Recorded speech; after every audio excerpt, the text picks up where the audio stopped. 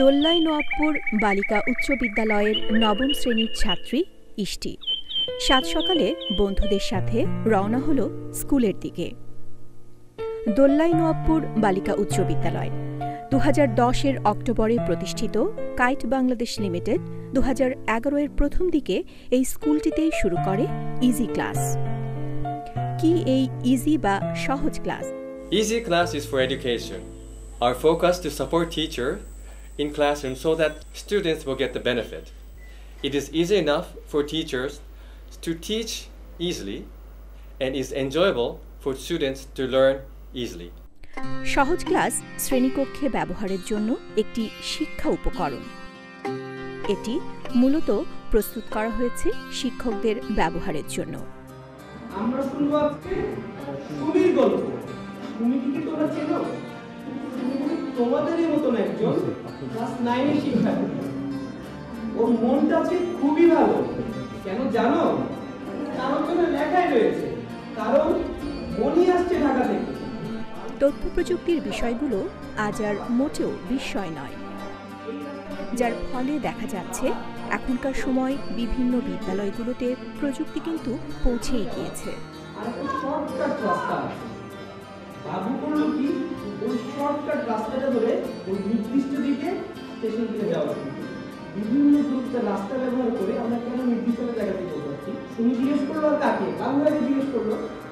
বাবু ভাইয়া বললো এটা কারণ হচ্ছে একটা হচ্ছে দূরত্ব, একটা হচ্ছে সরল। শিক্ষার মূল উপাদানগুলো হচ্ছে শ্রেণীকক্ষ, শিক্ষক, শিক্ষার্থী, পাঠ্য বই, পাঠ্যবিন্যাস ইত্যাদি। পদার্থবিজ্ঞান বইটিকে একটি গল্পের আলোকে সাজানো হয়েছে।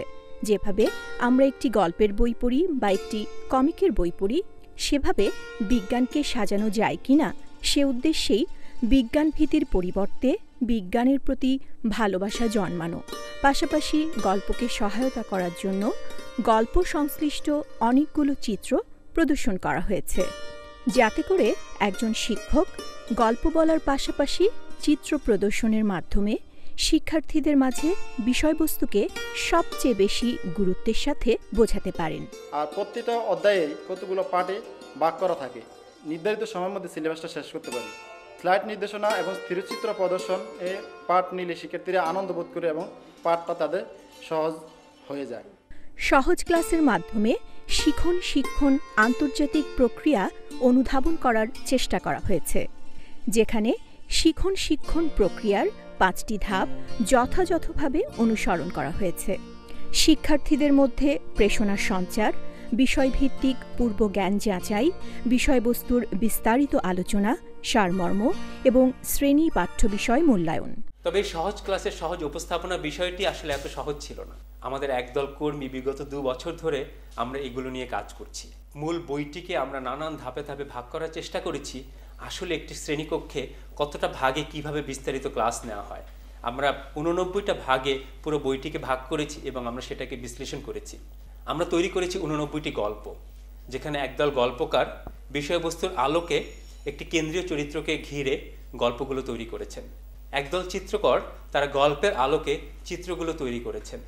তারপর আমাদের যে কারিগরি দল যারা কাজ করেছে এবং যাদের শিক্ষা নিয়ে যা কাজ করার ব্যাপক অভিজ্ঞতা আছে, তারা এই দুয়ের মিশ্রণে বিস্তারিতভাবে শ্রেণীকক্ষে উপস্থাপনার জন্য শিক্ষকের জন্য একটি বিস্তারিত পাঠ পরিকল্পনা তৈরি করেছেন। আমরা এরকম 89টি পাঠ পরিকল্পনা তৈরি করেছি।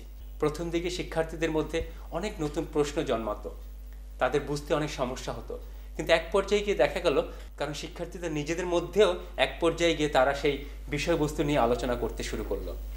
মজার ব্যাপার হচ্ছে, স্কুল থেকে বাড়িতে যাবার পথেও শিক্ষার্থীদের মুখে মুখে সহজ ক্লাসের এই বিষয়গুলো চলে আসতে লাগলো। আশার কথা হচ্ছে, শুধু পদার্থবিজ্ঞানের শিক্ষার্থীরাই নয়, অন্যান্য ক্লাস থেকেও লুকিয়ে শিক্ষার্থীরা পদার্থবিজ্ঞান ক্লাসে অংশগ্রহণ করছে, কারণ তাদের মূল আকর্ষণের বিষয়বস্তু গল্প শোনা এবং ছবি দেখা। সকল স্টুডেন্টের জন্য পাঠ্য বিষয়টা একদম সহজ আর বোঝার সুবিধার জন্য যে একটা পদ্ধতি, আমি মনে করি আইসিটি বেসডের পদ্ধতিটাই সবচেয়ে বেস্ট। এক কথায় আমরা সহজ ক্লাসকে বলতে পারি এমন একটি শিক্ষণ উপকরণ, যার মাধ্যমে শিক্ষার্থীরা গল্প শুনে এবং গল্প শোনার পাশাপাশি ছবি দেখে প্রেরণা লাভ করে। প্রেরণা লাভ করার পাশাপাশি এর মাধ্যমে মূল বিষয় সম্পর্কেও তারা ধারণা লাভ করে।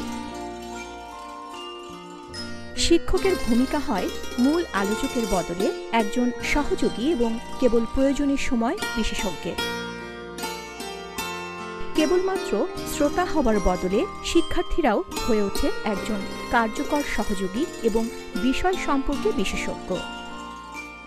মুখস্থ করার পরিবর্তে শিক্ষার্থীরা পাঠ আলোচনায় প্রাপ্ত তথ্যগুলোর মধ্যে যোগসূত্র স্থাপনে হয়ে ওঠে বেশি আগ্রহী।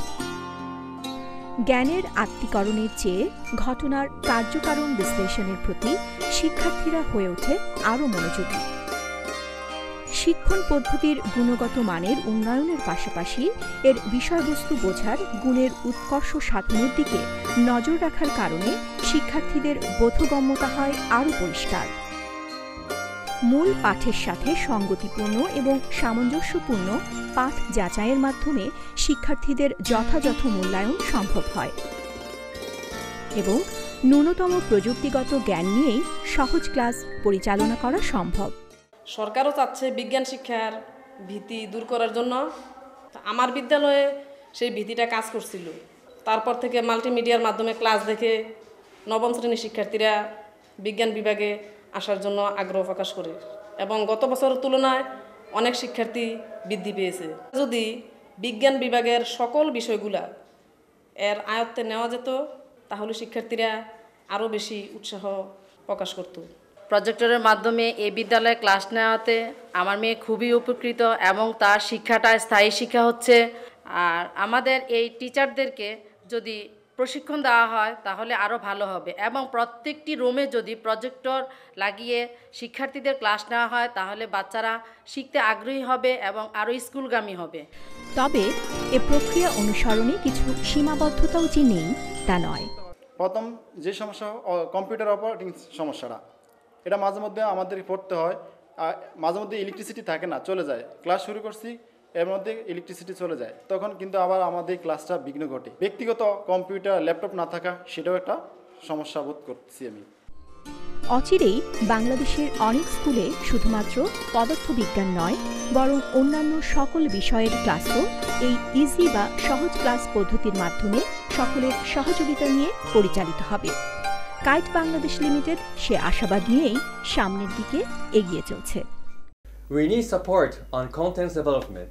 We need support on teacher training. We need to distribute to nationwide. We have 60 million children in our country who need a quality education to support this country. For the future of this country, there's no time for us to wait. So let's work together and we can make a change. Thank you.